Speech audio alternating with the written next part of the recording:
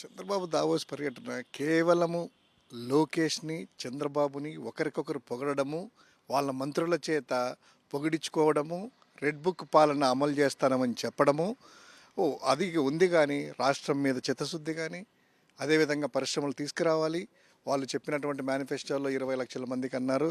కనీసం ఉండే ఉద్యోగాలు మొత్తం అంతా కూడా వాలంటీర్ల దగ్గర నుంచి అందరి ఉద్యోగాలు తీసేస్తున్నారు కదా.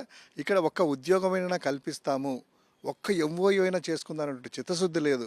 ఆ ఎల్లో మీడియా ఆ బిల్టప్లు చూస్తూ ఉంటే చలిలో వెళ్ళాడు, 12 డిగ్రీలు మైనస్ అట, అక్కడికి వచ్చేసి ఇలా అంట, వెళ్ళి కూర్చున్నాడట, అందరికంటే ముందు ఇలా అన్నారట.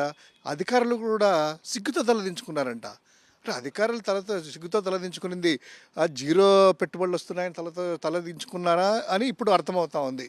అదేవిధంగా పక్కనే ఆయన రేవంత్, నీ శిష్యుడే కదా, నువ్వే చెప్తా ఉన్నావు మొత్తం అంతా నేనే పాఠాలు నేర్పాను, హైదరాబాద్ నేనే కట్టించడండి. ఆ రేవంత్ మీ శిష్యుడు 1,60,000 కోట్లు ఎంత తీసుకున్నారట. పక్కనే మహారాష్ట్ర నీకంటే జూనియర్ కదా, మీరు 4 సార్లు ముఖ్యమంత్రిని చెప్పుకుంటున్నారు కదా, అత్యంత సీనియర్ దేశంలో అని చెప్పి.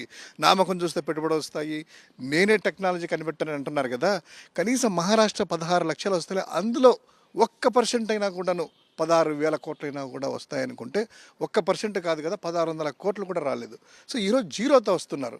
అదే జగన్మోహన్ రెడ్డి గారు ఎటువంటి హంగామా లేకుండా, ఆర్భాటం లేకుండా వెళ్ళి 2022 దావోస్ పర్యటనలో వెళ్ళి 1,60,000 కోట్ల రూపాయలు పెట్టుబడులు ఎంఓఏలు చేసుకోవడమే కాకుండా ఇక్కడికి వచ్చి కేవలం 1.5 ఇయర్లోనే దాంట్లో గ్రౌండింగ్ కూడా చేయడం జరిగింది. అదేవిధంగా జిఐఎస్ సదస్సు పెడితే విశాఖపట్నంలో దిగ్గజాలు, పారిశ్రామిక దిగ్గజాలు ఎప్పుడైతే భారతదేశంలో కాదు ప్రపంచంలోనే టాప్ 20లో ఉండేటువంటి దిగ్గజాలు ముఖేష్ అంబానీ గారు, అదేవిధంగా అదానీ గారు, వీళ్ళందరూ కూడా వచ్చి జిఐఎస్ సదలో విశాఖపట్నానికి వచ్చేసేసి వాళ్ళు ఈ రాష్ట్రంలో అనువైనటువంటి వాతావరణము రాజకీయంగా, సామాజికంగా, ఆర్థికంగా వనరులు కానీ ఆ స్కిల్ సెట్ కానీ ఉన్నాయి అని చెప్పి జగన్మోహన్ రెడ్డి గారిని చూసి నమ్మి పెట్టుబడులు పెట్టడానికి సైన్ చేసి వెళ్ళారు. ఈరోజు అక్కడికి వెళ్తే ఏదో బిల్గేట్స్ అంటున్నారు. బిల్గేట్స్ ఇప్పుడు మైక్రోసాఫ్ట్లోనే లేడు, సత్యనాథన్లో ఉన్నాడు. బిల్గేట్స్ని కలిసినాము, అప్పట్లో కలిసాం 95లో, 2025లో కలుస్తున్నాము. ఇటువంటి బిల్టప్లు, నడక నడుస్తున్నారు, ఏదో ట్రాఫిక్ ఇరుక్కుపోయింది నడుచుకుంటా పోతున్నారు. ఏదో ఒకరు ఇంకొక ఎలివేషన్స్ ఏంటంటే ఆయన ఆ బ్లేజర్ కూడా వేసుకోలేదు, సలిఫ్గా ఎంతున్నా కూడాను ఖద్దర్ షర్టు మీద అన్నాడు.